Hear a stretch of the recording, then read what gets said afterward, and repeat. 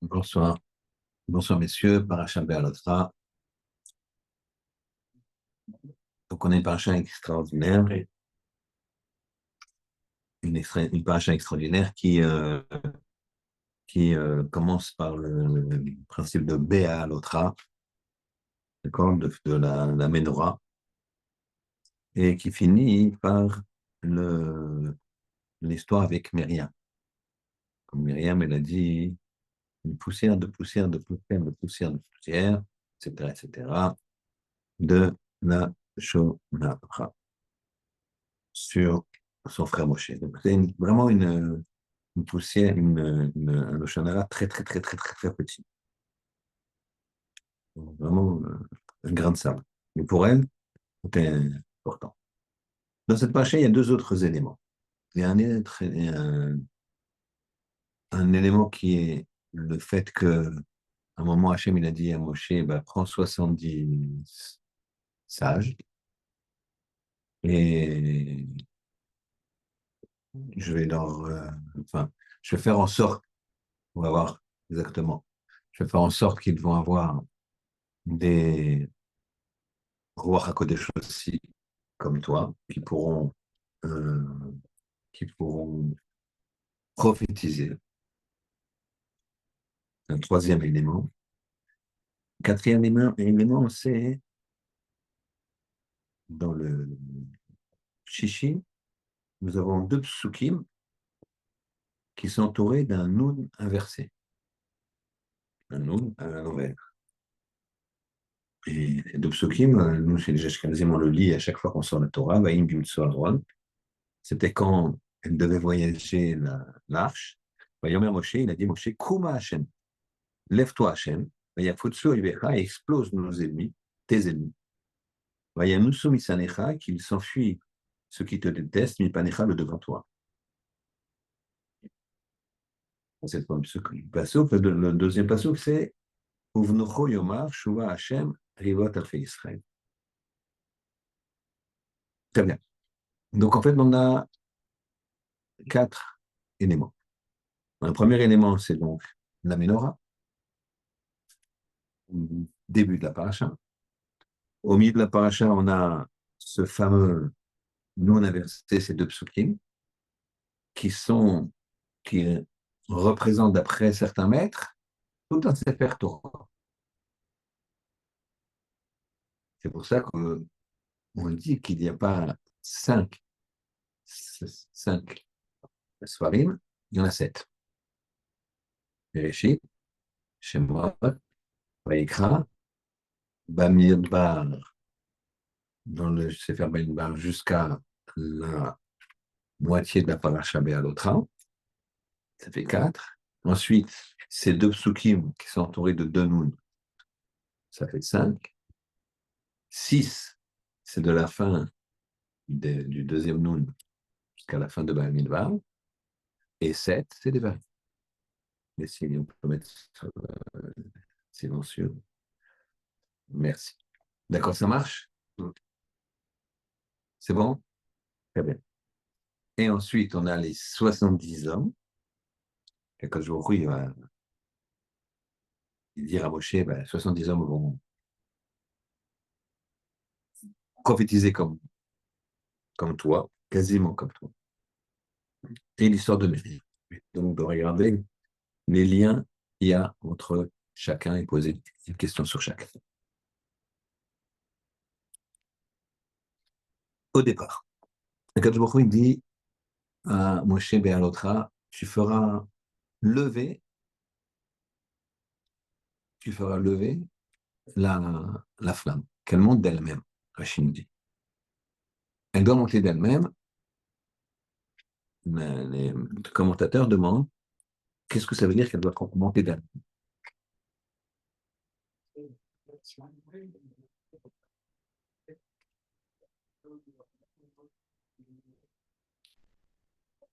Qu'est-ce que ça veut dire qu'elle doit monter d'elle-même?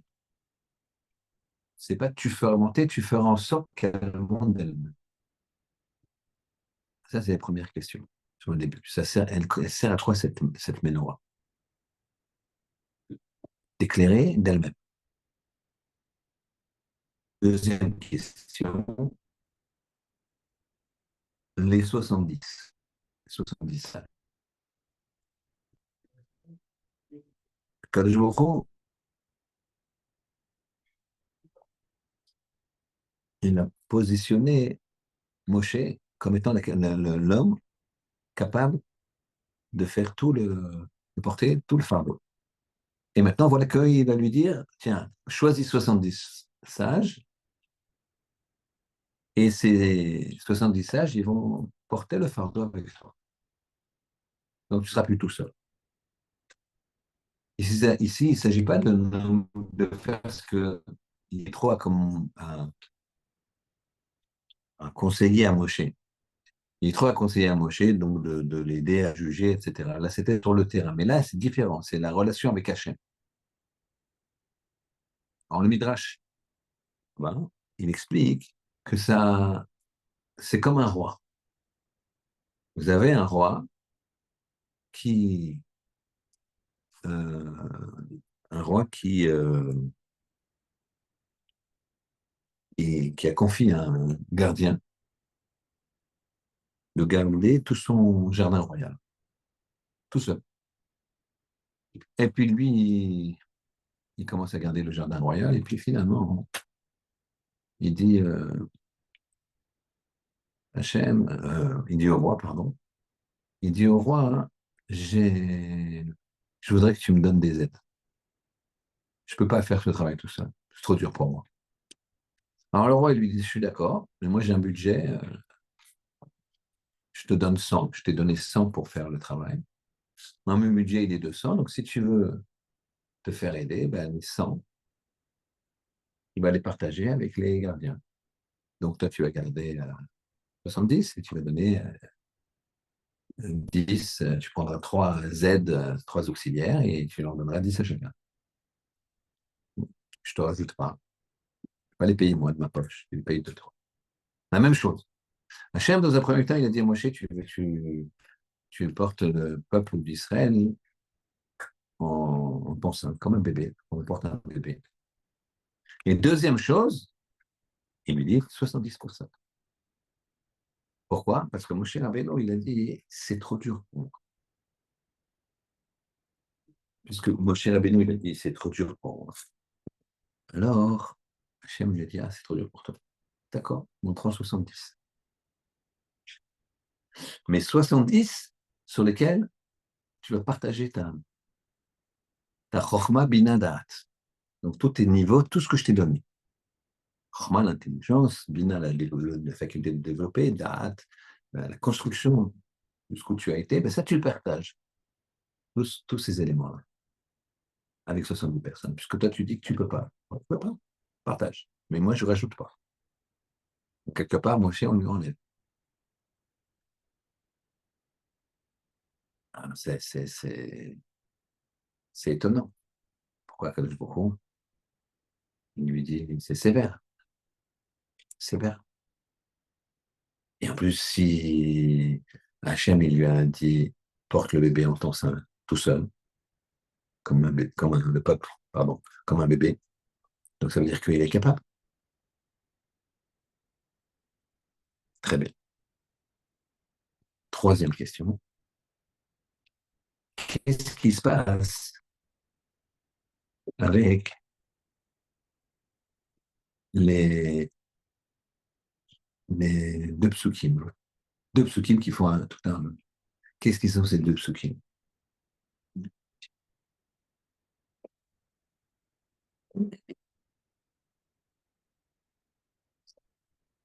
Les deux psukim, ils forment un Sefer Torah, un livre en lui-même. Et il va couper finalement le Sefer Bamidbar en trois. C'est pas deux, c'est trois. C'est pas un, c'est trois. Qu'est-ce qu'ils ont de particulier? Qu'est-ce que ça. Qu'est-ce que ça a de particulier? Pour faire un Sefer entier. C'est quand l'arche voulait. Vayomer Moshe, Kuma Hashem. Lève-toi, Hachem, c'est même un ordre, c'est bizarre, c'est étonnant. Moshe il dit à Hachem, Kouma, lève-toi. Mais il y a Futsu Oivecha, et expose tes ennemis. Et nous sommes qui s'enfuient, tes ennemis de devant, ceux qui te détestent de devant toi. Qu'est-ce que ça a de si puissant? Enfin,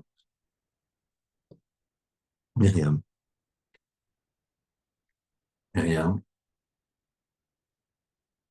elle a fait une poussière de chemin. Hein, et Hachem va lui dire, Moshe va prier pour elle, il va devenir toute lépreuse, et Hachem va lui dire, c'est la fameuse prière, Kel na refana la, Hachem, s'il te plaît, refana la, euh, soigne-la, guéris-la, na, s'il te plaît, la, elle, c'est Moshe, quand il a fait cette prière, Kel na refana la, c'est carrément la prière qu'a fait Moshe pour Myriam. Et Hachem, il lui dit, oui, si son père ne lui avait pas craché, si lui avait craché au visage, est-ce qu'elle ne serait pas restée au moins 7 jours sans voir son père? C'est-à-dire que 7 jours combien de jours après, 7 jours à l'écart. Donc moi aussi, elle va être 7 jours à l'écart. Mais ça aurait dû être 14 jours. Puisqu'on, si son père lui crache au visage, alors elle a honte pendant 7 jours, on la met 7 jours à l'écart.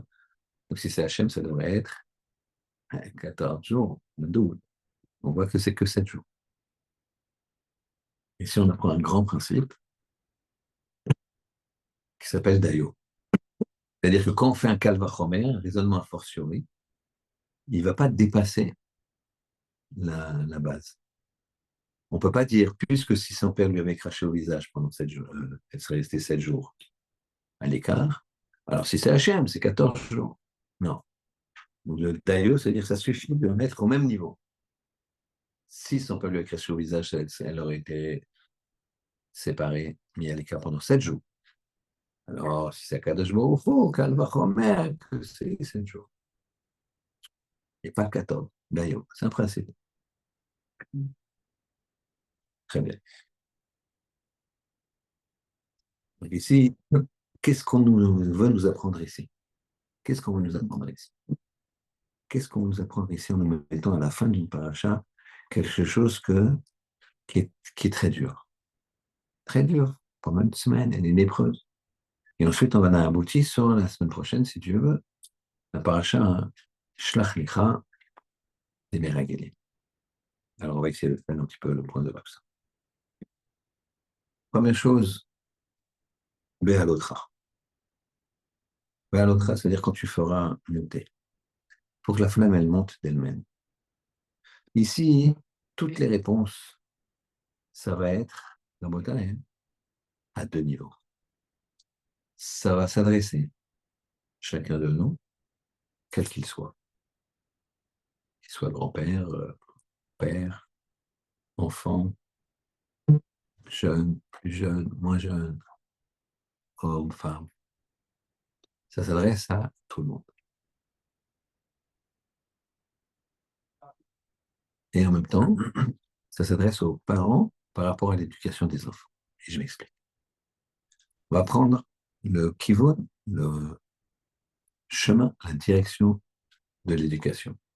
Mais sachez que l'éducation, ça commence par soi-même. Donc c'est dans les deux sens.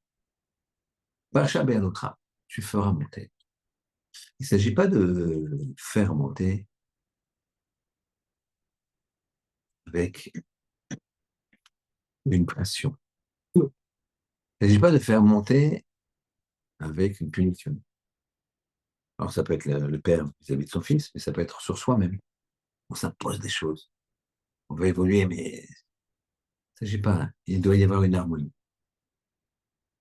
Il y a un rap qui s'appelle Michael Yodal Lefkovitch, un très grand, un de l'adore. C'est un Rosh Yeshiva de Yeshiva Ktana. Yeshiva Ktana, c'est-à-dire de spécialiste des enfants des âges les plus durs. de 13 à 17, les Shiva Ketana. Après, de 17 à 21, c'est les Shiva Gedola.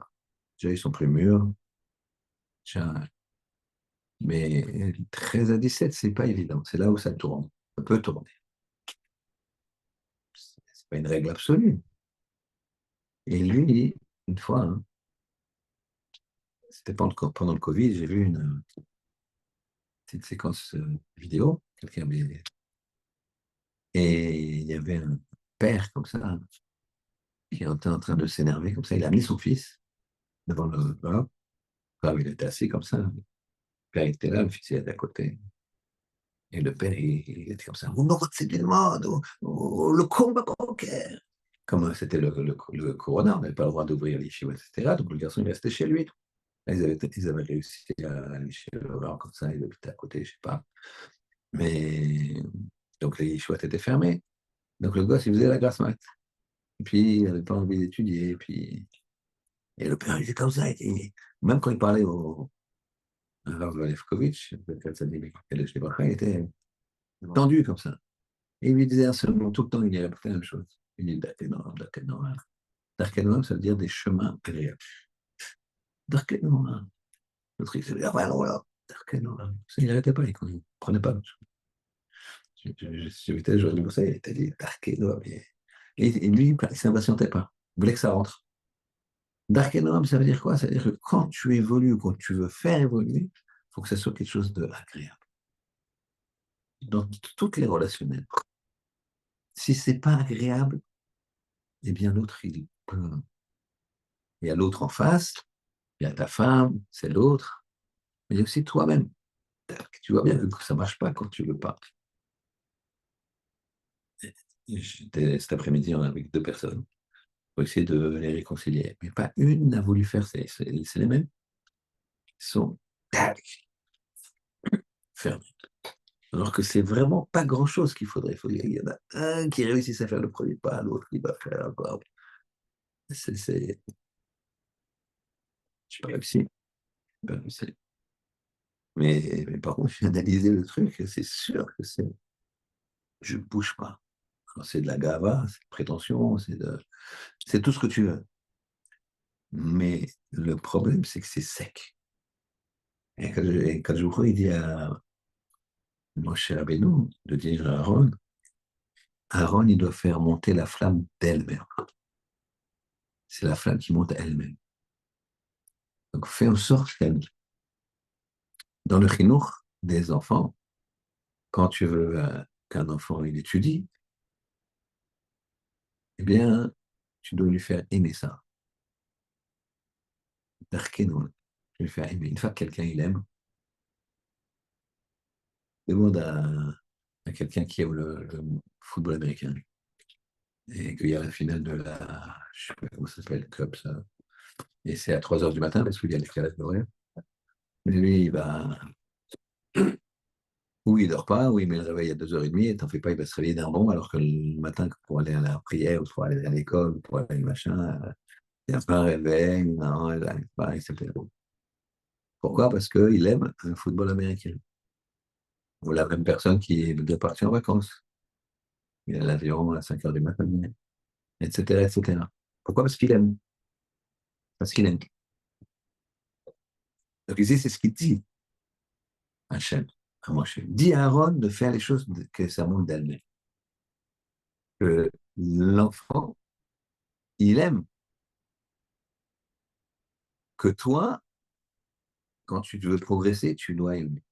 Tu vas faire des efforts, certes, mais ça doit être agréable. C'est pour ça qu'on dit que dans le Limud à Torah, par exemple, tu dois étudier ce que tu aimes. Tu dois aller avec, tu dois avoir un enseignant, un rave, un maître, un très beau tas, que c'est agréable. Je ne vois pas le temps passer. Si tu vas dans un chiot où tu regardes la montre tout le temps pour savoir à quelle heure ça finit, alors change de chiot. Tu peux travailler aussi, hein, ça peut être beaucoup de ta faute. Tu, tu ne te concentres pas, tu penses à autre chose. C'est à toi de t'analyser, ça ne changera pas. On va mettre la faute sur les autres systématiquement. Mais il faut étudier ce qu'on aime. Une fois que tu aimes, c'est parti. Ça, c'est B à l'autre. Donc, ça veut dire que toi, quand tu veux progresser, il faut que ce soit agréable. Même si tu dois mettre une pression, mais ça doit être quelque chose une sensation agréable. Et quand tu veux faire progresser l'autre, quand tu veux parler à l'autre, quand tu veux faire évoluer l'autre, il faut que ce soit agréable. Dans un couple, quand il y en a un qui est plus religieux que l'autre, si l'autre il pousse, il pousse. Non, il faut que ce soit agréable. Il faut que la femme, l'homme, que tu veux faire évoluer, ben, il aime ça. Donc, il faut que ça soit quelque chose de doux, d'agréable. Et la difficulté, c'est de progresser, progresser, progresser, mais que ce soit agréable. Ou de faire progresser, progresser, progresser, mais que ce soit agréable. Ça, c'est vers l'autre. On arrive après au principe des 70 sages. Les 70 sages, ils ont récupéré de la Chokhmah de Moshe. Mais en même temps, Hachem, il a dit à un moment à Moshe, prends le peuple dans tes bras comme un enfant, comme un nourrisson, la mère qui donne la tétée à l'enfant, et puis tout va bien. Prends-le. Et puis ensuite, Moshe, il a dit, ça y est, je ne peux plus. Il a dit, je ne peux plus. OK, alors choisis 70 personnes, dis bien, les gens bien, etc. On va, il y a ton roi qui va passer sur vous. C'est toi qui payes. Donc le machal, alors le machal du Midrash Rabbah, c'est le gardien principal qui veut se faire aider. Alors d'accord, le roi lui dit d'accord, mais ton salaire de 100 sera pris de 70 et tu donneras 10 et 10 et 10 à tes trois aides. Et comment c'est possible? Frère Moshe Soloveitchi qui pose la question que je vous ai posée. Comment c'est possible? Alors, il a dit, Hachem lui dit, tu es capable de prendre le bébé dans tes bras comme une maman. Et finalement, Moshe lui dit, je ne peux pas. Hachem lui a dit, tu peux, Hachem, il y a pas de... Tout est vrai. Hachem ne peut pas dire, tu peux et je peux, et tu ne peux pas. Tu peux. En fait, Moshe, il a pensé qu'il ne pouvait pas. Et il ne pouvait pas. Il a vu, il a compris, il avait les choses claires devant lui, Moshe. Il s'est dit, mais je ne peux plus. Et il ne pouvait plus. Mais ce qu'attendait Hachem, c'est que Moshe se dise, puisque Hachem m'a dit je peux, alors je peux. Je ne sais pas comment, je ne comprends pas comme je peux, mais je peux. C'est comme si demain tu dois amener 10 millions de dollars à monsieur Untel, le bout de la rue. Je ne peux pas, je ne sais pas. Mais si c'est le bon Dieu qui te dit vas-y, alors tu dois croire. Et si tu crois, il y a la tombée du ciel, ça va, je ne sais pas trop. D'accord, on a vu des, des miracles incroyables. Il y a longtemps, peut-être 30 ans, un truc comme ça, j'avais 20 ans, un truc comme ça.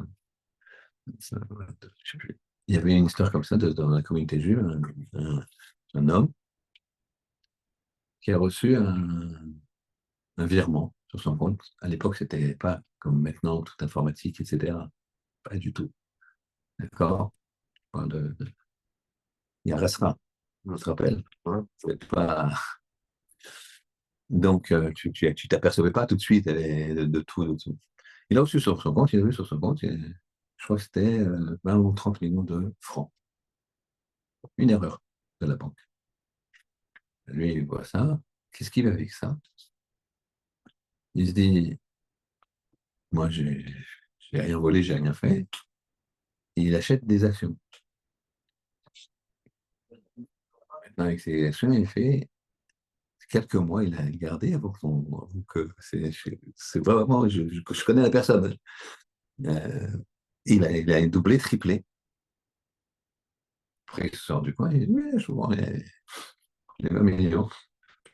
Et cet homme-là, en 6 mois, comme ça, est devenu riche. Ça lui est tombé dessus. Je connais personne, je ne dirais pas le nom. À l'époque, c'était connu l'histoire. Donc le nom circulait. Mais bon, c'est pas un nom particulièrement connu. Mais dans certaines communautés, c'était très connu. Il est riche encore à ce jour. Donc ça, quand je vous dis ça peut tomber du ciel, bon, je ne connais qu'une histoire comme ça, mais vous avez sans doute d'autres. Il y en a avec des moindres. des moindres, comment dirais-je, moindres, euh, comment dirais-je, moindres sommes. Mais ça peut arriver. Il y a quelqu'un qui m'avait appelé et m'avait dit, tu peux m'envoyer l'argent, j'ai plus d'argent pour rentrer sur Paris. C'était un copain. Alors, je lui ai dit, bah, attends, il faut regarder Western Union, tout ça. Pareil, on parle d'il y a 30 ans. C'était compliqué, c'était beaucoup plus compliqué que maintenant. Il fallait aller dans le bureau, que ce soit ouvert, t'as un truc, un code, il n'y en avait pas là où il était à Nice, il me est bonne. Et il me rappelle à un moment, je lui dis, bon, écoute, ok, je m'en occupe dans 2 heures, là, je peux pas être. Il me rappelle, il me dit, écoute, c'est bon. Et comment t'as quelqu'un qui t'a prêté? Il dit, non. J'avais la fenêtre de la voiture un peu ouverte. Et il y a quelqu'un qui a glissé une enveloppe. Quand j'ai ouvert la voiture, j'ai vu la- une enveloppe sur le siège, quoi, du conducteur. Et j'ai vu une enveloppe avec, il y avait quelques centaines de francs comme ça. Pas de signe, pas de mots, pas de rien. C'est un gars qui devait de l'argent à quelqu'un, il lui a mis l'argent dans le truc. Enfin, je ne comprends pas d'où c'est tombé, mais c'est tombé du ciel. Voilà, il y a deux histoires. Pas les mêmes montants, mais. Donc, quand je me retrouve, il fait 1h20 1h20, c'est-à-dire que ça vient de lui. Donc, Moshe, s'il avait dit Moshe, je peux y arriver, il y serait. Comme ça, il dit à Moshe Soloveitchik. Et il dit surtout ce que ça nous apprend. Ça nous apprend à nous. Que si tu te dis je peux y arriver, tu peux y arriver. Moi, j'ai vu souvent ça. Deux personnes, ils sont à la yeshiva ensemble. D'accord. Puis il y en a un qui. Il reste à Brechim, il reste dans la Torah. Mais il y en a un qui y va, qui a des ambitions. Eh bien, au bout de 10, 15, 20 ans, l'autre, ça devient son roi. Il y a plus de commune mesure entre les deux. Ils ont commencé ensemble, ils avaient une yeshiva, mais peut-être l'autre, il était un peu meilleur au départ, ou même beaucoup euh, bien meilleur. Et, et finalement, l'autre, il avait une mission. Si j'y arriverai, je le ferai. J'y arriverai. J'ai l'exemple d'un enfant ici. Garçon, il y a une yeshiva qui s'appelle Pognovitch. Une yeshiva qui est très dure à rentrer, très, très dure. C'est pas pour tout le monde, c'est une yeshiva israélienne de très haut niveau. Là-bas, ça rigole pas. Ça rigole pas. Tu connais? D'accord? C'est une très, très bonne yeshiva, mais tu étais dans la cour des grands. Ce garçon, il voulait rentrer là-bas. Il m'a demandé d'aider, parce que je connais un petit peu le Rosh Hashiva. Il a demandé à son Rosh Hashiva d'aider. Je lui ai dit, si ton Rosh Hashiva, il s'investit beaucoup, bon, j'aiderai. Il faut que ton Rosh Hashiva, il fasse la démarche, parce que moi, si j'appelle et qu'on me dit, mais son Rosh Hashiva, pourquoi il ne m'appelle pas pour me faire rentrer? C'est comme tu comprends, le Rosh Hashiva de la Yeshiva d'avant, c'est un peu le carnet de classe, quoi. Le livret, quoi. Mais c'est, il veut voir les notes, quoi. Tu vas aller tu veux rentrer sur ton dossier dans une grande école, bon, on va dire, amène-moi tes notes.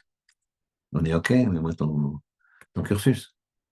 Là, c'est pareil. Moi, il dit non, je sais pas, il veut pas, je l'appelle. Moi, je me dis, ouais, je crois pas que c'est pour lui, il est un peu trop doux, tout ça, c'est pas évident, je pense pas. Donc, je lui dis, vous allez l'appeler et tout. Non, je crois pas. Alors, moi, je le rappelle, je dis, écoute, regarde, il avance pas, moi, c'est pas la peine, je perds mon temps. Même si je te mets pas de garant, ne me rigole pas, là-bas, c'est Pognovitch. Et puis, il a insisté, voilà, tout ça. Je dis, écoute, moi, je t'aime beaucoup, je me mouille, entre guillemets, si ton Rosh Yeshiva fait la démarche, sinon, c'est pas la peine. C'est comme si tu dis, je veux m'inscrire dans l'école, j'ai pas. Ah bon, qu'est-ce que t'as fait? Ah, rien. Mais t'as un bulletin, tu viens d'autre, quelle école? Ah, faites confiance. Et le gars était, monsieur, allez, prendre des médicaments, allez-y jusqu'au niveau, quoi. Et donc, je lui dis, donc voilà, bon, j'ai pas de nouvelles. Et puis, au bout de 3, 4 mois, il m'appelle comme ça. Il me dit, bonjour, ça va? Je dis, ouais, je suis allé chez Shiva. Je dis, top, je suis content, c'est normal. Qu'est-ce qu'il y a? Non, je suis allé à Pognovitch. Comment Pognovitch? Je dis, oui, je voulais rentrer. Et ça fait 3 ans, depuis 3 ans, il avait ce projet. C'est-à-dire qu'il a. Et je suis rentré, j'ai poussé les portes, machin, et j'ai vu le Rosh Hashiva, j'ai dit, voilà, Il m'a commencé à jouer ton chez Shiva, etc. Et je lui ai dit, bon, mais interrogez-moi. Interrogez-moi, je veux interrogez-moi, d'accord. Moi, chez Shiva, il a rigolé, il a dit, oh, c'est un peu insolite comme truc. Il a trouvé que le gars, il revenait comme ça à l'assaut. Il a dit, bon, allez, assis-toi. Il a interrogé, ça lui a plu, il a pris. Et ça marche très bien. Il y a quelqu'un qui s'est dit, je peux y aller. Je vais y arriver. Et donc, Hachem lui a donné l'ouverture de la porte. Et même la capacité. Vous savez que la capacité du cerveau, on ne l'utilise pas. Donc, en fait, c'est ici une volonté. Ah, toi, Moshe, alors je vais te montrer que tu aurais pu.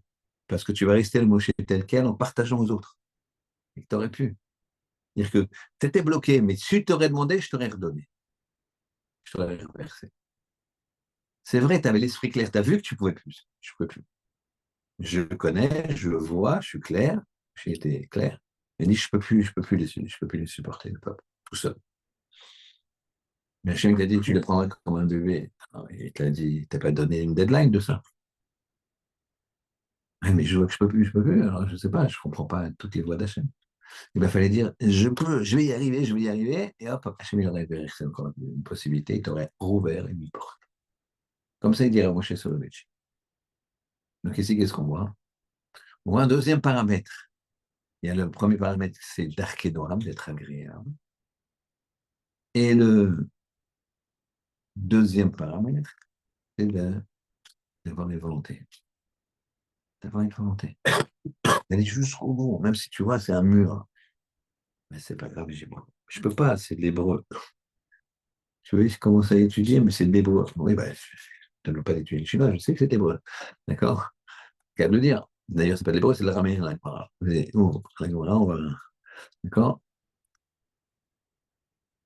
Quand de jour, il te demande, va jusqu'au bout. Et quand tu vas jusqu'au bout, bah, tu vas voir qu'il y a une porte qui s'ouvre, tu peux aller encore plus loin. Et encore plus loin, et encore plus loin. Ça, c'est la réponse à la deuxième question. Troisième question, qu'est-ce que ça vient faire ici? Toujours dans le chinour, d'accord?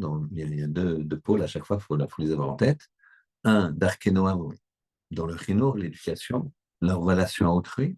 Je remonte à Béalotra, fais monter de toi-même, d'elle-même. Donc, quand tu donnes l'amour à la personne, quand tu fais d'Arkenoam agréable, la personne, elle le fait elle-même. Elle évolue elle-même, tout simplement. D'accord? J'ai raconté récemment, je ne sais pas si c'était ici, que le jour où j'ai été passer un Shabbat à Amsterdam chez une amie de ma femme qui est rabbinite là-bas, enfin qui était, ils ont fait l'Eurodia, rabbinite là-bas, ils sont braves, son mari est grave. Donc on a passé Shabbat là-bas avec les enfants, j'étais petit. Et donc le matin, on s'est levé très tôt avec le Rav, on voulait étudier. Et il y avait dans la rue, c'était des gens qui étaient pas riches, un Rav, c'est pas un métier pour un juif, d'accord? C'est pas. Et c'est une petite rue comme ça, avec des petits pavillons dans Amsterdam. Et il y avait comme ça, mais très tôt, 6 heures du matin, un truc comme ça, il y avait dans la maison d'à côté et sur la rue, il y avait un monsieur euh, et son fils, mon fils a 7 ans, il jouait au foot comme ça. Et il s'entraînait, il tirait de la même façon. Et le père, il était au but, il s'entraînait, il traînait, machin. Il m'a dit, vous voyez, leur Dieu, c'est le foot. Ajax d'Amsterdam, vous connaissez quand même. Euh, il ne faut pas rester tout le temps assis à l'Yeshiva, les enfants, il faut regarder un peu les stades et tout. C'est bien. Il y en a même qui supportent le PSG, Qatar, Hamas. Je ne comprends pas bien, mais bon, c'est, c'est, c'est comme ça. À mon avis, c'est comme ça. Et donc, voilà, ils ont la volonté, ils font aimer le foot comme ça à l'enfant. Et l'enfant, il n'a pas de mal, puisqu'il aime, il n'a pas de mal à se lever à 6 heures du matin. L'enfant, il se lève à 6 heures du matin pour taper dans un ballon. Il est content. Parce que le père lui a appris. Il a appris à aimer. Donc, bon, ils font du foot, nous, on fait la Torah. Chacun son job, quoi. Enfin, ils ont des jobs et dans la tête. Mais bon. Donc, ici, c'est Darké Noam, vis-à-vis de l'autre, vis-à-vis de soi. Ensuite, on a quoi? Aller jusqu'au bout, mettre une pression, mais toujours d'Arc et Noam, vis-à-vis de l'autre, vis-à-vis de soi. Troisième question, troisième élément, c'était ces fameux psukim de deux psukim qui font que la parasha Bereshit, et même Bamidbar, elle est en trois. Il y a trois livres Bamidbar. Bamidbar 1, 2 et 3.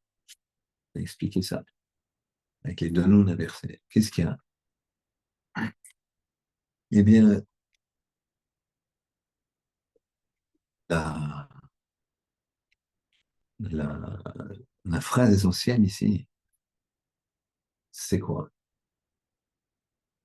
C'est, je dirais que Moshe, il encourage de Dieu. Il demande à Hachem. Il lui dit, Kouma Hachem, lève-toi Hachem. Il l'encourage. Mais il y a Futsu Evecha. Et explose tes ennemis. Viyanusu Misanecha.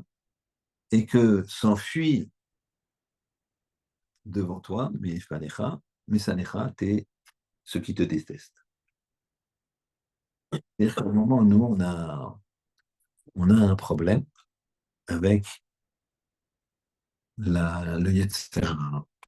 Maintenant qu'on a des objectifs, qu'on le fait de façon d'Arkenoam, eh bien, on a un problème avec le Yetzirah. Le Yetzirah, c'est ça notre ennemi. Ça, c'est notre ennemi. Donc, l'étincelle divine qu'on a en nous, il faut lui dire, lève-toi, vas-y, pousse-le, et qu'il s'enfuit. Pousse ce Yetzirah. Pousse ce qui t'empêche de briller. Pareil pour l'enfant.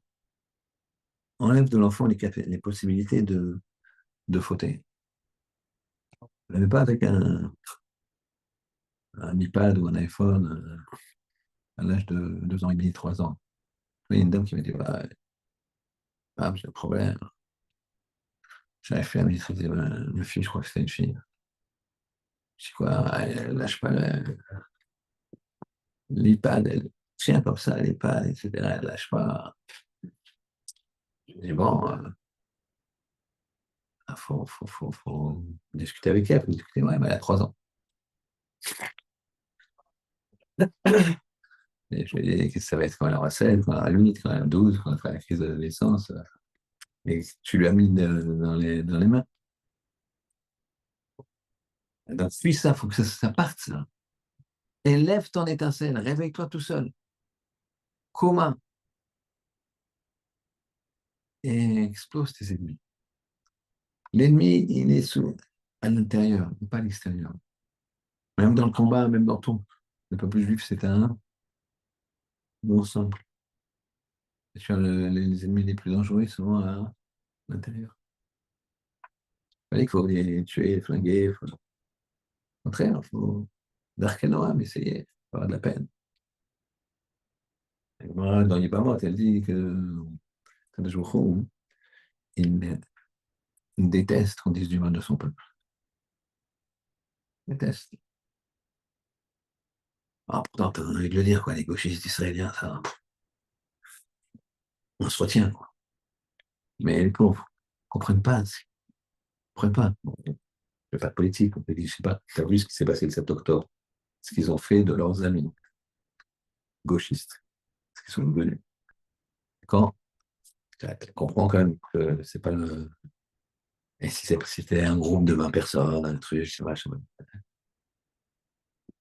compliqué. Donc, mais là, tu comprends pas, tu remets ça. Mais je ne veux pas qu'on dise du mal. Pas qu'on dise du mal. On sent qu'ils se rebellent contre les gens de là. C'est le religieux, c'est le truc, c'est le barbu, c'est le machin. Là, tu représentes quoi? Mais il ne veut pas qu'on. Faut prier pour nous. Faut prier pour qu'il fasse tes choix.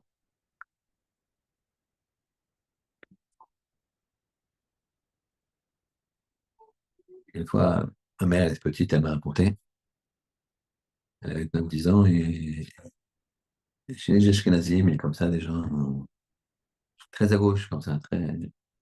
Il y a quelqu'un qui est venu à la maison chez eux et il a parlé à son père et il avait des positions très, très, très à gauche, mais très anti-religieuses, quoi.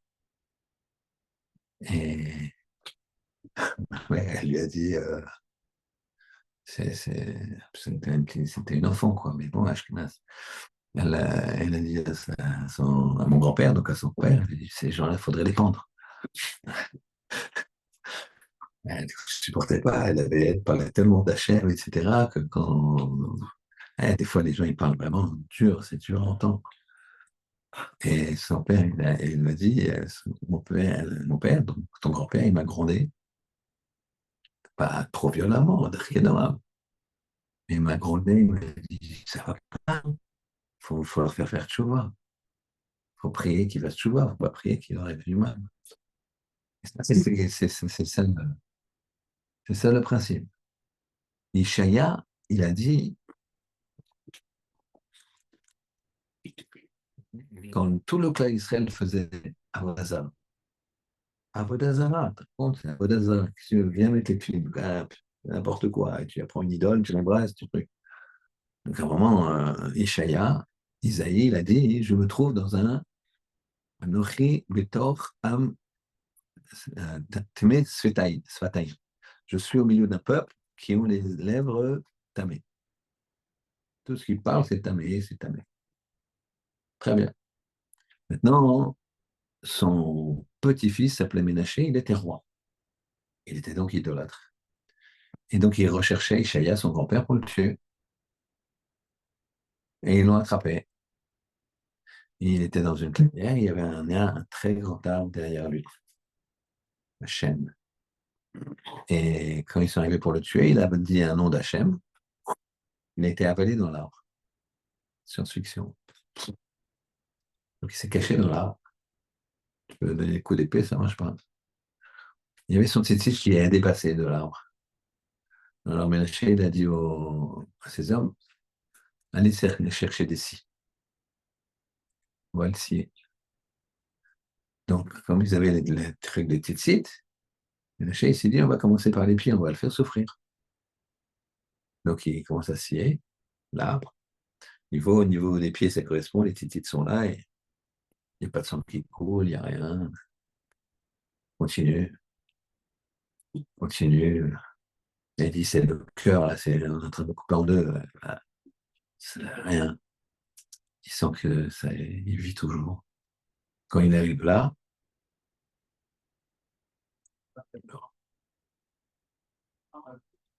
on lui a dit, t'as dit que mon peuple avait les lèvres tamées, alors t'as une faiblesse aux lèvres. Même Yeshaya, très grand, il a vu Hachem, il a vu qui sert, il a vu Hachem, il a vu le char Merkava, très très grand. C'était le seul qui lui défendait Hachem. J'ai pas de mal de mon peuple. Mais ils sont idolâtres. Et il a dit, il s'est mis dedans, lui. Je suis au milieu d'un peuple. Donc il a dit, moi aussi, je suis. Il n'a pas dit, moi je suis propre, je suis nickel et tout, c'est des pourris. Il n'a pas dit, il dit, mais ça y est, je suis à l'intérieur d'un peuple. Il dit, mais tort, je suis moi dedans aussi. Et il n'a pas dit, moi j'ai des super lèvres, j'ai que des psaumes, eux, ils ont des lèvres tamées. Il n'a pas dit ça, il a dit, je suis dedans. Ça suffit pas, tu ne dis pas de mal. Dark et dans il faut voir le positif, pensée positive, parole positive, jamais négative. Donc c'est ça ici. Courage, lève-toi. Maintenant, on voit Myriam. Myriam, qu'est-ce qui se passe, Myriam? Myriam, mais c'est positif ce qu'elle dit. Qu'est-ce qui se passe? Elle dit, pourquoi Moshe il s'est séparé de sa femme? Toi, Aaron, tu t'es séparé de ta femme? Non, moi, je ne me suis pas séparé de mon mari. Elle dit pas ça en disant pour qu'il se prend. Essaye de comprendre un peu. Elle dit, peut-être il n'aurait pas eu sa femme Tsipora. Apparemment, ça lui convient moyennement. Elle a cru ça. Eh bien, il a puni. Si Rabotai, c'est vrai que elle, c'est une poussière de poussière de poussière, comme j'ai dit. Et c'est un, comment dirais-je, un enseignement pour nous qu'avec un mot, tu peux tout casser. Une fois, j'ai fait un shalom bayit, et le mari, il a dit, je voyais que la femme, elle voulait revenir, enfin, elle voulait construire. Le mari, je voyais à chaque fois qu'il y avait une solution. Je lui disais, oh non, alors on peut faire comme ça. Oui, non, mais non. Je comprenais que lui, il bloquait, il était fermé. Puis, vous savez, chez un baït, on les prend ensemble, après on les prend un par un. Et à un moment, le mari est seul. Et moi, je lui dis, mais il est tout seul avec moi. Et je lui dis, je comprends pas, vous ne voulez pas construire et tout. Je comprends pas. Vous voyez qu'elle a une bonne volonté. D'accord, il y a ça, il y a ça, il y a ça de l'autre côté. Mais vous aussi, il y a ça, il y a ça. Bon, un problème de couple. Il dit, ah, c'est fini. Je dis, pourquoi c'est fini? Elle a cassé quelque chose en moi. Ah, je dis, bah, qu'est-ce qu'elle a fait? C'est pas. Vous voyez bien qu'elle. Un jour, je lui ai dit, tu m'aimes plus, j'ai l'impression. Voilà. Je, je me suis effondré. Elle a cassé le truc. Je lui ai dit, oui, mais regardez là, elle a l'air de vous aimer. Elle a l'air de vouloir. Ouais, je peux plus. Ils ont divorcé. Elle a cassé. Donc ici, c'est un mot. Là, tu veux construire Dark Noam. Là, j'ai craqué une fois. Ouais, mais comme la vache, l'histoire de la vache. La vache qui donne le meilleur lait, mais elle est coléreuse, colérique. Donc elle tape le seau de lait et se renverse par terre. On vaut mieux une vache avec du lait moins bon, mais qui n'est pas violente. Donc ici, tout ça, c'est du rime. Le départ, c'est d'Archédon. Apprends-toi, apprends à l'enfant, apprends à ton conjoint, apprends à, quand tu veux évoluer d'Archédon, pour que ce soit agréable. Quand c'est agréable, ça se lève d'elle-même. La flamme. Deuxième chose, attention, tu as toutes les possibilités. Tu peux y arriver. Non, mais je vois que je peux pas. Je n'ai pas la tête. Si je peux. Je raconte beaucoup de choses personnelles aujourd'hui. Je vais finir avec ça. Ma fille était nulle en maths. Nulle, nulle, nulle. Très bonne dans toutes les matières, mais en maths, toute la scolarité, tac, tac. Ça a commencé au CP. Les trucs, les comptes, les machins, tout ça. Il y avait un blocage des maths. Et en fait, jusqu'à la terminale. Et 18 sur en philo. Et 3 ou 4 en maths. Donc elle fait l'ALIA. Elle fait un séminaire. Donc elle fait une année comme ça. Et puis elle se marie, jeune. Et puis après, elle va prendre des études. Et là-bas, c'est des psychométries. C'est que des maths. Et en fonction de ça, on voit ta tête. Et en fonction de ta tête, tu peux faire. Et donc, pour elle, c'est innato. Parce qu'elle a un blocage en maths. Je ne savais pas que c'était comme ça. Et elle m'appelle un jour, elle me dit, papa, j'ai trouvé un prof de maths qui me dit que j'ai un blocage, mais qui m'a fait quelques tests. Il m'a dit, non, non, tu vas être très mal. Il regardé avec des yeux comme ça. Bon, c'est un des profs qui m'a envoyé là-bas chez lui. Et voilà, là.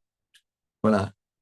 Et il me propose de reprendre tout depuis quasiment le CP, quoi. Tout, tout. Pour débloquer, il y a quelque chose qui est blocage, etc. C'est sans doute au début. Mais voilà, il propose et il y avait c'est un budget. Donc, elle est jeune maman, elle n'a pas d'argent, son mari il a 20 ans, il est au collège. Donc, Dieu est pourvoir. D'accord. Alors, bon, c'était pas une grosse somme, mais elle me demande, je lui dis d'accord, bien sûr, la fille. Elle fait 6 mois comme ça de préparation. Elle s'est dit, j'y arriverai. J'ai pas de solution, je dois y arriver. Donc, pendant 18 ans, enfin, pardon, 18 ans, mais du CP au bac, voilà. Donc, ça veut dire que, et les trucs, c'était très bon élève, très bon élève, les maths problématiques, point d'interrogation, tac, tac, mais chaque prof de maths disait, ça n'est pas fait pour ça, truc. Donc, ouais, il ne disait pas il est nul, mais il faisait comprendre que bon, c'est 3, 3, 2, on ne lui a pas mis 0 parce que. Mais vraiment, hein, c'était impressionnant ces bulletins. je m'en veux, peut-être que j'aurais dû faire ça avant qu'elle le fasse, mais elle a voulu. Peut-être qu'elle ne voulait pas. Elle voulait. Ça a duré 6 mois. Elle faisait 3, 4 jours, 3, 4 heures par jour, et puis après, elle a poussé d'elle-même. Et elle a eu des notes qu'elle ne voulait même pas me dire, tellement elle avait un peu honte. Je ne m'étais pas tunisienne, ma fille, pourquoi tu étais eskenaze? Tu peux dire tes notes. Donc elle a eu des très très bonnes notes. Elle a voulu y aller. Elle a voulu y aller. C'est-à-dire, quand quelqu'un il veut devenir Talmid Chacham, je connais une personne, un garçon, qui, a, qui raisonne vraiment au-dessous de la moyenne, et qui a voulu faire les Shiva, qui voulait rentrer dans les choses, et qui s'est battu, il connaît. C'est pas un gars de la norme, mais il connaît. J'ai vu 5, 6, 7 ans après. Il connaît, il tient la route. Il tient la route, il s'est ouvert, il a évolué, etc. Ça, c'est ce que nous dit ici. La deuxième étape, il faut vouloir. Troisième étape, c'est le combat avec le Yetzer Hara. Ouma Hachem, lève-toi Hachem. Bien, lève-toi ton. Allez, je vais me lever. Je vais arrêter de regarder des idioties, des choses, les nous, au pire. Je vais entrer dans. Ouma Hachem, lève-toi et explose ces ennemis-là. Allez, c'est pas pour moi. C'est-à-dire que je me prends en main. Et le troisième, je fais très attention. Je, presque, l'erreur est toujours humaine. Faire attention au moindre mot. Rien elle m'a dit poussière, poussière, poussière, poussière. Elle m'a dit rien. Et il y a eu 7 jours. Et non, il ne bloque pas. Un mot, il peut construire. Il y avait dit une fois, euh, il y a un site, comment il s'appelle? Ils mettent des phrases, ils mettent je vais donner je crois que c'est le Razonich qui dit ça. Une pierre, c'est comme un mot. Non, un mot, c'est comme une pierre. Ou ça construit, ou ça détruit. Pour une pierre, tu l'envoies. Par contre, tu l'as mis sur un, un édifice, alors ça construit.